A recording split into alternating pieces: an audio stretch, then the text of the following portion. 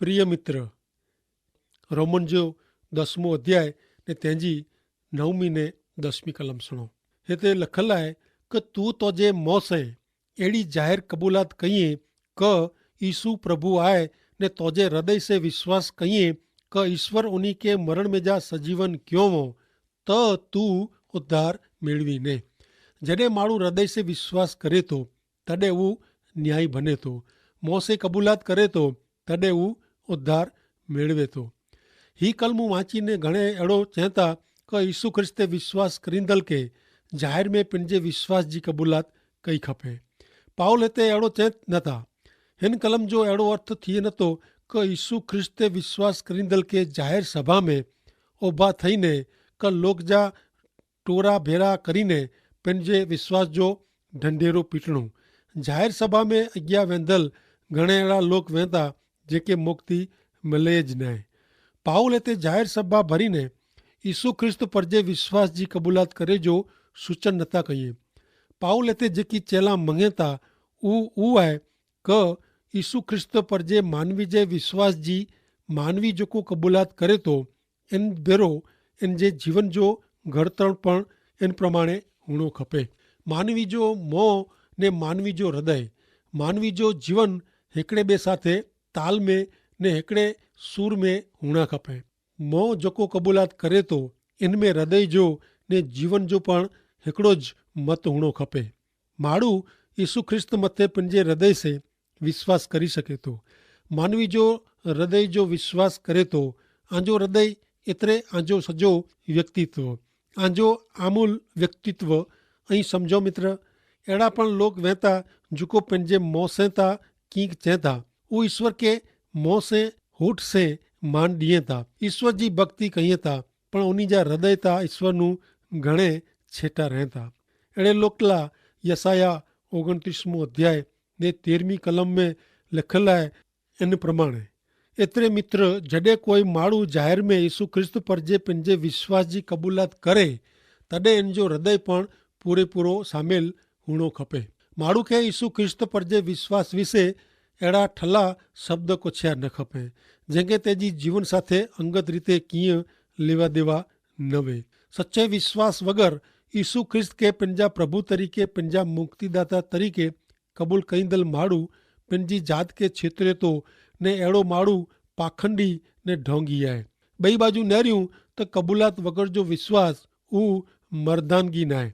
माण्हू यीशु ख्रिस्त पर जे विश्वास कईंदो वे ने पंहिंजे मुंहं से ज़ाहिर में कबूलात कईंदो न वे त उहो माण्हू द्रजणो आहे ने ईश्वर पांखे द्रजे अहिड़ो आत्मा ॾिनो न हुयो।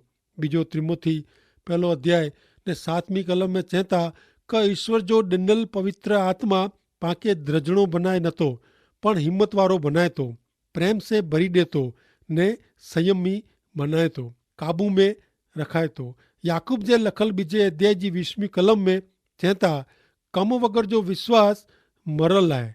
एतिरे मित्र, ऐं यीशु ख्रिस्त पर जे आंजे विश्वास विषे साक्षी ॾींदा हो, एतिरे यीशु ख्रिस्त पर जे आंजे विश्वास जी ज़ाहिर में कबूलात कईंदा हो त पहला ख़ातिरी करी गंजा कि आंजे हृदय में यीशु ख्रिस्त पर विश्वास आहे कि न। आंजो हृदय विश्वास करे कि ईश्वर यीशु ख्रिस्त के मरल में जा सजीवन क्यों हो। इन जो अर्थ ऊ थिए कि यीशु ख्रिस्त जो पुनरुत्थान एतिरे कि यीशु ख्रिस्त जो मरण में जा सजीवन थियणो ऊ यीशु ख्रिस्त जे शुभ संदेश जो मूर आहे। रोमन 4 अध्याय ने 25वीं कलम प्रमाणे। हाणे नरियूं 10मो अध्याय ने 11वीं कलम। हिते चवनि था कि शास्त्र में लिखल आहे कि जेको इन ते विश्वास करे थो उहो निराश थींदो न। इन में जेको शब्द आहे पाप जी शिक्षा में जा मुक्ति, दुष्कर्म जे बंधन में जा छुटकारो सॼी दुनिया लाइ आहे, सॼी मानव जात लाइ आहे। उहो हक़ीक़त ज़ाहिर करे थी जेको यीशु ख्रिस्त पर विश्वास करे उहो कॾहिं पण निराश थींदो न। इनखे कॾहिं सरमाए जो टाइम नहीं अचे। 12वीं कलम प्रमाणे 10मो अध्याय ने 12वीं कलम।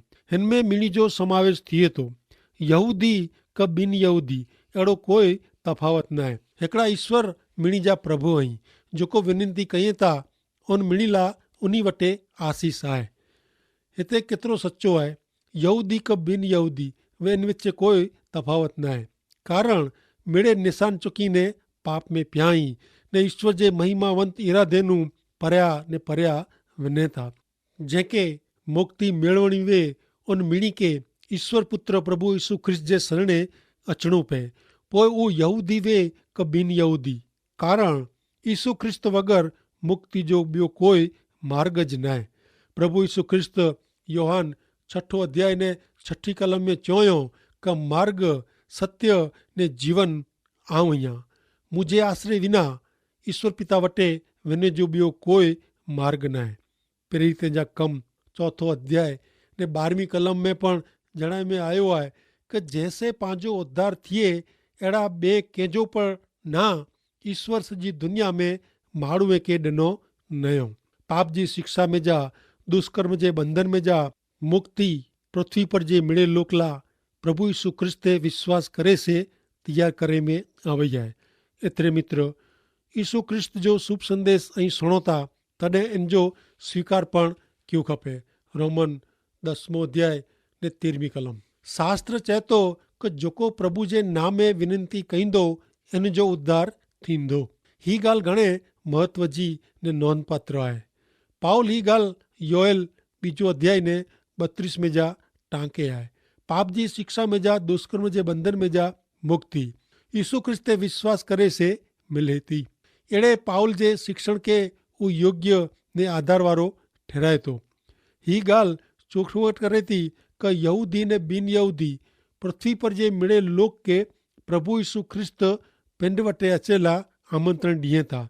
प्रभु जे नाम में विनंती कहिड़ी इन जो अर्थ थिए प्रभु यीशु ख्रिस्त में विश्वास करणो। भले हाणे पाण अॻियां वधूं नेरियूं रोमन जो 10 अध्याय ने 14 ने 15 कलम। हिते जणे में आवल आहे कि जेके उन ते विश्वास न आहे उन जे नाम में उहो कहिड़ी रीते पुकारींदा। जंहिं विषय संदेश सोयो न हुयो उन ते विश्वास किन रीते रखंदा। संदेश वाक के हलाए वगर लोग किन रीते सुणंदा। शास्त्र में लिखल आहे ख़ासा समाचार खणी अचे वारे जो अचणू कहिड़ो ख़ासो आहे। हिन कलम जी कदर करेला पांखे पाउल जी परिस्थिति समझणी ज़रूरी आहे। पाउल पंहिंजी जात जा यहूदी लोग प्रेसित पाउल जो धिकार कईंदा हुआ, जेकी ॿई बाजू हू फरोसी पाउल जा वखाण पण कईंदा हुआ, इन जो जय जयकार कईंदा हुआ। हाणे पाउल इन जी हालत जो वीचार जणाए थो। पाउल प्रभु यीशु ख्रिस्त विषय जेको शुभ संदेश ॾींदो हो इन जो यहूदी लोग नकार कईंदा हुआ। मूसा जी रीत जेके फिटाईने यहूदी लोग यहूदी धर्म में फेराए वेंदा हुआ। इन जे समावेश वग़ैरह जे शुभ संदेश जो प्रचार करे जे हक़ में नकार कईंदा हुआ। पाउल हिन कलम में अहिड़ो चए था कि प्रभु यीशु ख्रिस्त जो शुभ संदेश ॾींदड़ सेवक हुअणा खपे जेके ईश्वर निकी कयो हुयो। पाउल रोमन के लिखल पत्र जी शुरूआत हिन शब्द से कये वे, उहो उन्ही के चवे उहा के यादि हूंदी। रोमन 1 अध्याय ने 1 कलम। यीशु ख्रिस्त जो सेवक आऊं पाउल आके लिखां तो कि ईश्वर मूंखे प्रेसित तरीक़े पसंदि कयो हुयो ने उन्ही जे शुभ संदेश जे प्रचार लाइ अलॻि कयो हुयो। लोक के प्रभु यीशु ख्रिस्त जो शुभ संदेश ॾिने लाइ संदेश वाहक के शुभ संदेश जे प्रचारक के हलायो खपे, जेथी लोग उ सुणे ने प्रभु यीशु ख्रिस्त ते विश्वास कईं। कारण ईश्वर साथे कई रीते सीधे संबंध में अचणू उ लोग जाणे नथा। पाउल मेड़े ॻाल्हि में प्रभु यीशु ख्रिस्त मथे विश्वास करे जे बारे में भार रखे थो ने हिन बाबत जे कारणे पाउल जो सेवा कम पण ज़रूरी हो।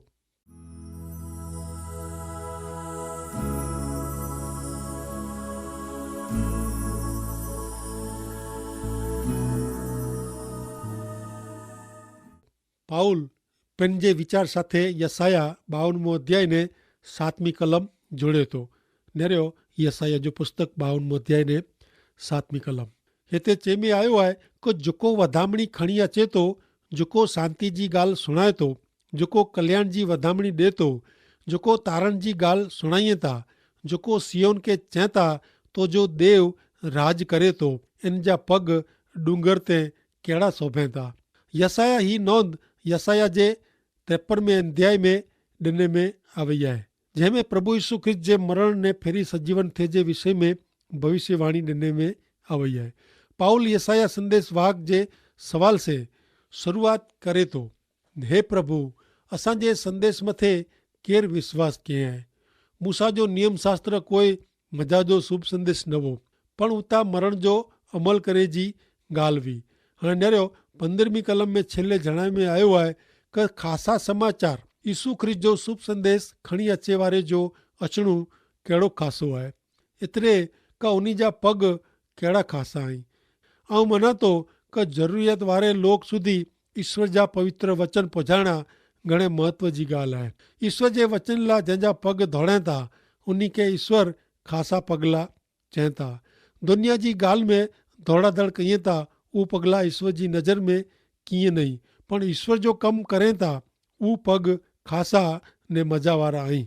हाणे न्यारियो रोमन जो 10 अध्याय ने 16वीं कलम हिते चवनि था कि मिड़े शुभ संदेश स्वीकारियो न हुयो। यसाया चवनि था कि हे प्रभु असांजे शुभ संदेश मथे केरु विश्वास कयईं आहे। हिन कार्यक्रम मार्फते लोक प्रभु यीशु जे शरणे आया उन जो विषय ॼाणीने घणे आनंद थिए थो, पण संपूर्ण चित्र सामे न रहींदे प्रभु यीशु ख्रिस्त मथे विश्वास करींदड़ जी संख्या घणे ओછી ॾेखारिजे थी, साव थोड़ी। सच्चाई असांजे संदेश मथे केरु विश्वास कयईं आहे, घणे न्याय कयो। हाणे न्यारियो 10 अध्याय ने 17वीं कलम संदेशो सुणे से विश्वास उत्पन्न थिए तो ने ख्रिस्त जो प्रचार करे से संदेशो मिले तो। ओहो, ही घणे महत्व जी ॻाल्हि आहे। प्रभु यीशु ख्रिस्त ते मानवी खे फुलसफी सिखे जी, कि मानस शास्त्र सिखे से, कि नीति शास्त्र सिखे से, कि कोई सांस्कृतिक परंपरा सिखे से विश्वास अचे नथो। प्रभु यीशु ख्रिस्त ते विश्वास था बाइबल जा ईश्वर जा पवित्र वचन प्रगट करे से उत्पन्न थिए थो। ऐं मित्र बाइबल जा ईश्वर जा पवित्र वचन सुणो ने वांचियो न तव्हांजे हृदय में प्रभु यीशु पर विश्वास उत्पन्न थी सके न ऐं मुक्ति पण मिली सको न। 18वीं कलम में पाउल हिकिड़ो सवाल पुछियो हुयो। नेरियो 10 अध्याय ने 18वीं कलम में चवनि था कि मुंहिंजो सवाल हीअ आहे, कोड़ो उन संदेशो सोयो न हुयो ने अहिड़ो बने खरो? ना, उन सोयो था आहियोच, कारण उन जो आवाज़ सॼी पृथ्वी में फैलायो आहे ने उन जा वचन सॼी पृथ्वी सुधी दुनिया जे छेड़े सुधी फैलायल आहिनि। हाणे नेरियो 19वीं कलम में पाउल चवनि था, कोरो इज़राइल खे ख़बर न वे अहिड़ो बने। सौ पहिला मूसा इन जो जवाबु ॾिए थो, जेको राष्ट्र न आहे अहिड़े लोक ते आऊं आमे ईसा उपत कईंदो ने जेको मूर्ख आहे अहिड़े लोक ते आऊं आमे ईसा उत्पन्न कईंदो। पाउल हिते पुनः नियम 32 ने 21 तां कीअं था, अॼु ईश्वर ॿिनि यहूदी लोक खे आमंत्रण ॾेई रहिया आहिनि। ईश्वर ॿिनि यहूदी लोक में जा पंहिंजी प्रजा बनाई रहिया आहिनि। इन विषय पाउल 11वें अध्याय में वधू ॻाल्हि कईंदा। 11 नेरियूं 10 अध्याय ने 20वीं कलम हिते जणाइए था कि ईश्वर चवनि था कि जेको मूंखे ॻोतींदा न हुआ उन खे आऊं मिलियो आहियां, जेको मुंहिंजी पुछा कंदा न हुआ उन वटि आऊं प्रगट थियो आहियां। यसाया 65 ने 1 में ॿिनि यहूदी लोक जी मुक्ति विषय भविष्यवाणी क्यों? ॿिनि यहूदी लोक अंधारे में यीशु ख्रिस्त के मुक्तिदाता तरीके मसीह के उद्धारक तरीके ॻोती रहिया हुआ। त पोइ यहूदी लोक जे वटे जुनो करार जा पुस्तक हुआ, उन खे यीशु ख्रिस्त विषय समझ न पई, तंहिं लाइ बहानो कढी सघे थी। ऐं यहूदी लोक हिकिड़ो पण बहानो कढी सघे थी नहीं। ऐं मित्र आंजा हथ केतिरो टाइम सुधी अधर रखी सघो था। लंबो समय हथ ऊचा रखणा घणे मुश्किल ने अघरो आहे, थकी वञो अहिड़ो आहे। इन जो जरा वीचार करियो ऐं लंबो समय आंजा हथ ऊचा रखे जो प्रयत्न कईजा, थकी ने ठोस थी वेंदा। अहिड़ी बाबत आहे। जॾहिं मूसा इज़राइली लोक लाइ प्रार्थना कयईं तॾहिं हारून खे मूसा जा हथ जली रखणा पिया, कारण ईश्वर तरफ़ हथ ऊचा कईंदे मूसा घणे थकी वियो हो। पण हू इज़राइली लोक लाइ यहूदी लोक लाइ ईश्वर चवनि था, आऊं अनाज्ञाकृत लोक तरफ़ मुंहिंजा हथ लंबा रखिया आहिनि। मित्र, कोई ॼाणे नथो कि ईश्वर इज़राइल प्रजा लाइ केतिरा कृपालु बनी रहिया आहिनि। हिन इज़राइल प्रजा लाइ स्तेफन जा शब्द केतिरा कड़क आहिनि। नवा करार में अवल प्रेरित जा कमना जो पुस्तक तंहिंजो 7 अध्याय ने 51 थी 53 में स्तेफन चए थो कि ओ हठीला ने नास्तिक, ईश्वर जो संदेशो सुणे में ऐं कहिड़ा बोड़ा आहियो ऐं आंजे पूर्वज जहिड़ा जायो ऐं पण हमेशा पवित्र आत्मा जो विरोध करी रहिया आहियो। कोरो अहिड़ो कोई संदेशवाहक आहे जंहिंखे आजे पूर्वज सतायो न हुयो। घणा समय अगाउ ईश्वर जा न्याय सेवक जे अचे जे बारे में जाहिरात कईंदड़ ईश्वर जे संदेशवाहक खे उनी मारी विधो।